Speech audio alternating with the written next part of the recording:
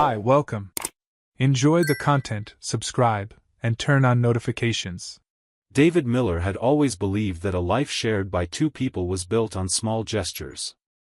A cup of coffee left on the table before heading to work, brief text messages exchanged in the middle of the afternoon, the simple, "I'm home," spoken when crossing the threshold. To him, these details were the invisible glue that held a marriage together. So when he decided to buy a birthday gift for his wife, Melissa, he didn't just look for something beautiful, he sought something that could symbolize a fresh start, a reaffirmation of commitment. He spent hours browsing display cases, comparing sparkle, weight, and shape, until he finally settled on a sapphire necklace wrapped in a soft blue velvet box.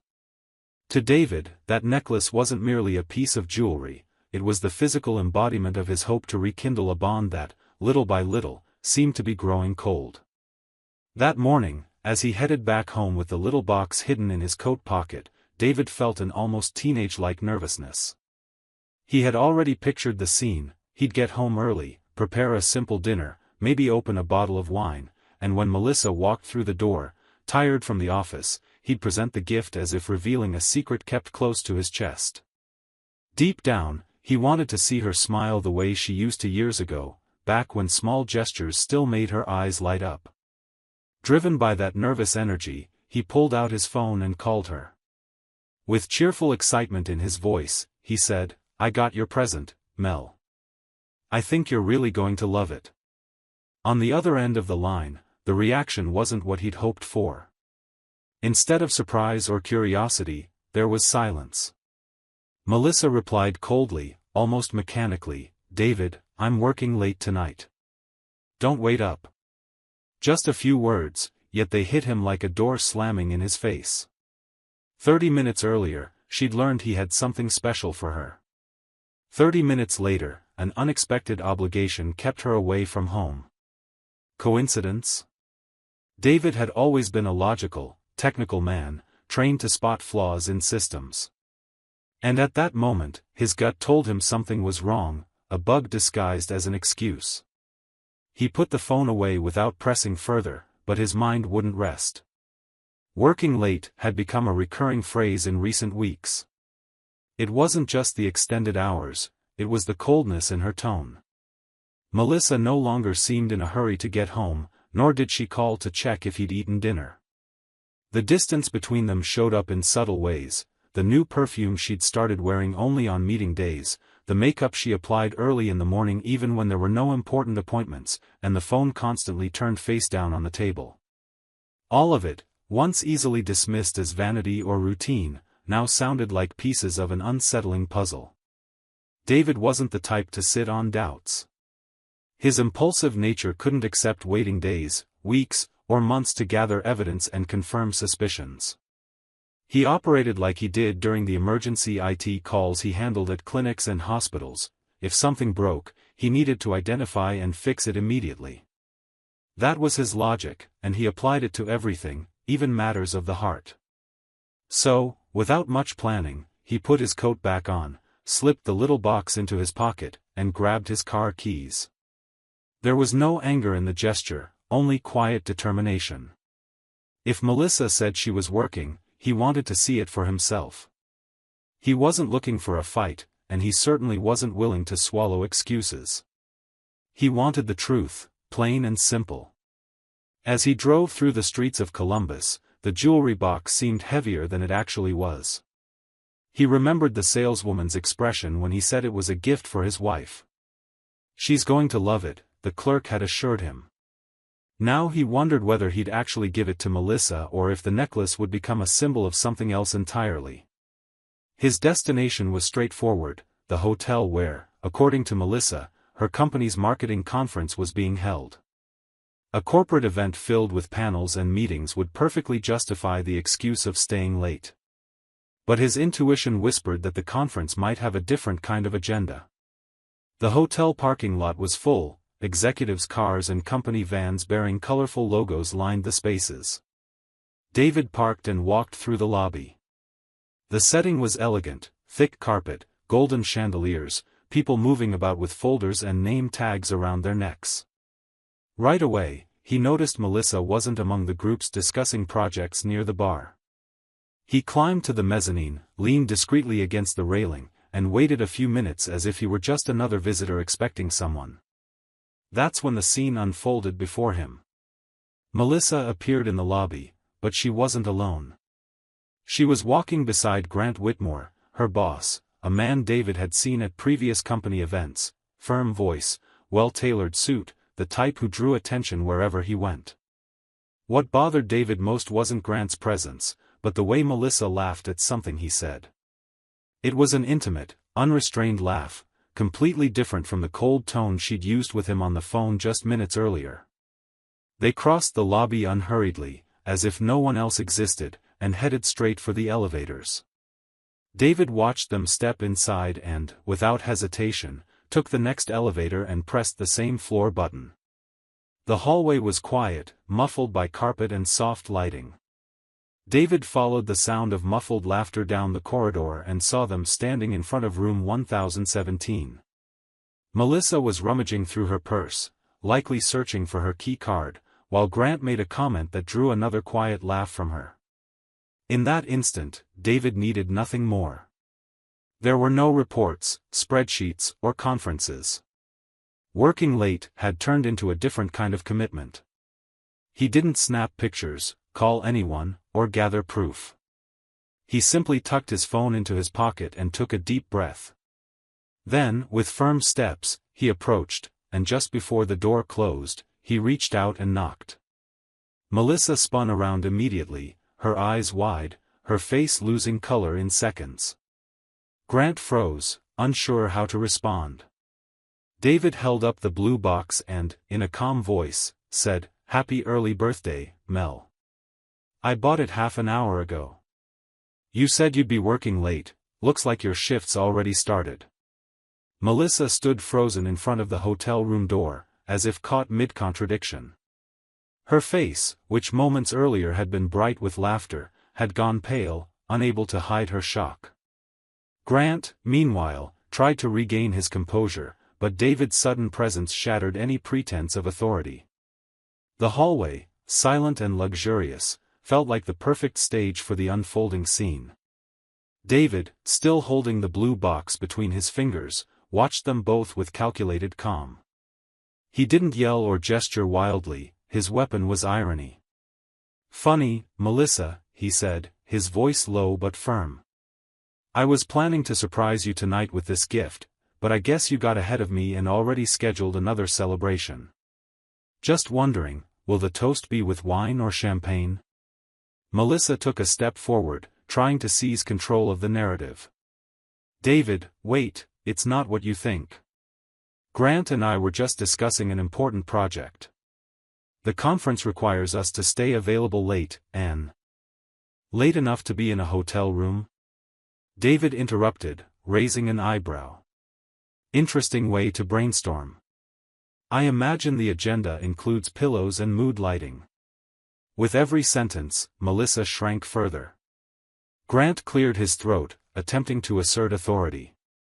"Mr. Miller, there's no need to turn this into a spectacle. We can discuss this calmly, like adults." David turned to him with a half-smile. "Like adults? Sure. So explain how you usually mentor your team. Is this part of the company handbook, or is it an exclusive advanced training session just for Melissa?" The awkwardness grew in waves. Guests passing through the hallway slowed their steps, pretending not to listen but clearly watching the scene unfold. The humiliation didn't need an audience, but one was forming anyway. Melissa tried to cut in. "David, please, let's go somewhere else. I can explain everything." "Explain what?" he shot back. "Explain why you hung up so quickly this morning? Why you always flip your phone face down when you get home? Or why you never wear that new perfume around me? Which version would you like to rehearse first?" Melissa brought a hand to her forehead, searching for words. Grant, realizing he couldn't regain control, made a move to step away. But just then, the elevator dinged, and a new figure appeared, an elegant woman in a dark dress, holding an envelope. Her eyes scanned the hallway until they landed on Grant. "Grant, you left your wallet at the front desk," she said, walking toward them. "I texted you and you." Her sentence died before it ended. She stopped a few feet away, her gaze shifting between her husband and Melissa. The silence that followed weighed more than any accusation. David didn't miss a beat. "Oh, perfect. The business meeting just got a special guest. I'm guessing this part of the project wasn't on the agenda, was it, Grant?" Grant's wife looked confused, but her expression mixed disgust with disappointment. "So this is how you fill your conference hours," she said sharply. "Congratulations, Grant. I always knew your ambition knew no limits, but I never expected it to be this pathetic." Melissa swallowed hard, trying to regain some composure. "This isn't what it looks like. We're all jumping to conclusions." David gave a dry laugh. "You're right, Melissa. I did jump to conclusions. I believed we still had a marriage. That there was still respect. But it seems all that's left is a poorly rehearsed performance." He opened the box and revealed the necklace, glinting under the hallway's soft light. "Look, this is what I bought you. A symbol of our anniversary, of our history. But now that I look closely, maybe this gift belongs in a jewelry store display more than around the neck of someone who's already traded vows without even taking off her original ring." The necklace sparkled like a cruel mirror. Melissa stepped closer, tears beginning to well. "David, please listen. I made a mistake, but we can talk. You don't understand the pressure, how much I..." "Pressure," he cut in again, laughing bitterly. "Pressure is holding up a home, maintaining a marriage, believing every flimsy excuse. What you're feeling is just desire, desire for more than you promised. And look, you got less than you imagined. Because now all this," he gestured to her, to Grant, and to Grant's wife, "has crumbled in a matter of minutes." Grant's wife dropped his wallet to the floor with a thud. She looked at her husband and said simply, "We're done, Grant. And if the company finds out about this, your career is over too." David took a deep breath, slipped the necklace back into his pocket, and stepped back. "You know what? I won't yell, I won't beg, I won't cry. I'll just let the two of you explain yourselves, to the people who really matter. Grant, to your wife. Melissa, to the mirror." The silence that followed was tomb-like. Melissa, holding back sobs, reached out for him. "David, wait, don't leave like this. We've had years together." He turned and walked toward the elevator. "Yes, Melissa. Years that just got reduced to a few minutes in a hotel hallway. Funny how time works, it takes decades to build trust and seconds to destroy it." The elevator doors opened, and he stepped inside without looking back.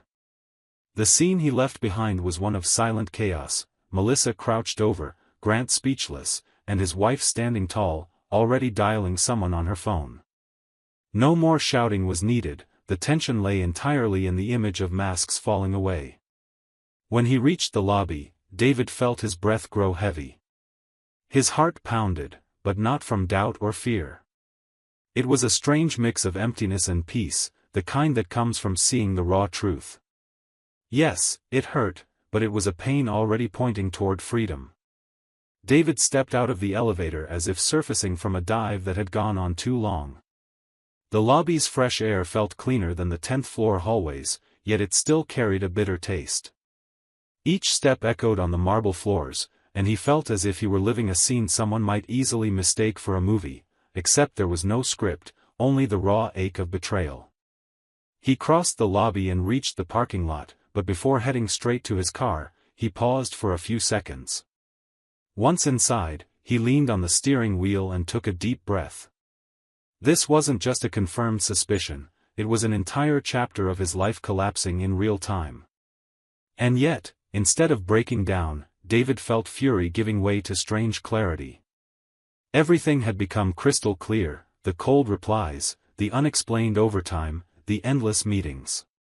It all fit together now, leaving no room for delusion. All that remained was deciding how to respond. That night, he didn't go home. He checked into a small hotel near downtown. He lay in bed wide awake, staring at the ceiling as the images replayed in his mind, Melissa laughing with Grant, the necklace in his hand, Grant's wife appearing like an unexpected judge of that charade. With each replay, the pain mingled with a sharp dose of sarcasm. Working late, he thought. Yeah, that really is hard work. The next morning, Melissa called dozens of times. David answered once. Her voice trembled, almost pleading. David, please, we need to talk. You caught me off guard. I made a mistake, but it's not as simple as it seems. I still love you. He laughed, but not with joy. You still love me? That's interesting. You have a peculiar way of showing it, don't you? Don't talk like that, she begged. It wasn't planned. It just happened. I was confused, lonely. Lonely? David interrupted, his voice firm. So now the solution to loneliness is your boss. And here I spent months believing your coldness was just exhaustion. You had energy, all right, just not for me. She fell silent, perhaps swallowing tears. I don't want to lose you. We can try therapy. We can rebuild this. David gripped the phone tightly, as if he could crush the lie along with it. Melissa, therapy doesn't fix character. I don't need a reconciliation manual, I need respect. And you threw that away in a hotel hallway. You know the cruelest part? You made me feel like an idiot. You made me believe I was paranoid. But in the end, I was right. I've always been right. He hung up without waiting for a reply. Within hours, the story had spread through the company. Hurt, Grant's wife told close colleagues, and soon enough, the company's ethics committee received a formal complaint. Hallway whispers, sideways glances, everything began revolving around the incident. Melissa, once seen as a rising professional, now bore the weight of hushed rumors. And Grant, accustomed to automatic respect, found himself facing directors who now looked at him as just another man felled by his own arrogance. David watched it all from a distance, with no need to interfere. Revenge was unfolding on its own, like a row of dominoes he'd only needed to nudge at the start. That evening, Melissa showed up at his house, the same house that now felt unfamiliar to him. She found him sitting in the living room, staring at the blue box on the coffee table. David, she began, voice choked. I came because I don't want to give up on us. I know I messed up, but I'm still your wife. We still have a history. Let's not throw it all away. He studied her in silence for a few seconds. Then he opened the box and held up the necklace. It's funny how things lose value, isn't it, Melissa? Yesterday this was a symbol of our love. Today it's just an expensive piece of jewelry with no owner. And you know what's worse? I still think it's beautiful. I just can't picture you wearing it anymore. She tried to move closer, tears streaming. David, I know I was weak. I let routine pull me away from you. I felt alone, and when Grant came close, I let myself get carried away. But that doesn't mean I don't love you. Love, he repeated, almost laughing. Love is sticking together when it's hard. Love is remembering someone's waiting for you at home before making up excuses. Love is respect. If what you call love is what I saw in that hotel hallway, then sorry, Melissa, I'd rather live without that kind of love. She dropped to her knees in a desperate gesture. I can change. Give me another chance. David took a deep breath. For a moment, he almost let himself be swayed by the sight of her there, vulnerable. But then the memory returned, her unrestrained laugh in the lobby, the knowing glance with Grant, the expensive perfume. He shook his head. Do you know what sets me apart from you, Melissa? I didn't need a second chance to be loyal. I already was, from day one. And you turned loyalty into something disposable. So no. There's no second chance for something that should have been non-negotiable. She broke down sobbing. He stood, picked up the necklace box, and slipped it into his pocket. I'm selling this tomorrow. And you know the irony? I'm using that money to start something that actually matters, my own business. Something I'll be proud of. Unlike what you gave me yesterday. Melissa tried to pull herself together, but her expression showed she understood there was no going back. David walked to the door, opened it, and looked at her one last time with resolve. Our story is over, Melissa. All that's left is the memory of a gift that was never delivered. She walked out slowly, as if each step carried the weight of a sentence. David closed the door behind her, and for the first time in a long while, he felt like he'd regained control of his own life. The pain was still there, but now mixed with something new, a sense of justice, of clarity. In the days following the confrontation, each person's life took a different path, as if that night in the hotel hallway had been an inevitable turning point. Despite the pain, David refused to let the wound become a prison. The next morning, he returned to the jewelry store with the blue box in hand. He handed back the necklace, explained he'd changed his mind, and accepted a full refund. The clerk, surprised, tried to convince him to keep the gift for another occasion, but David replied calmly, "There's no other occasion for someone who wasted the first. Now this money will serve a real purpose." With that sum in hand, he took the first step toward a dream he'd always postponed, launching his own IT support company focused on small medical clinics. He already had the technical knowledge, he just needed courage and capital.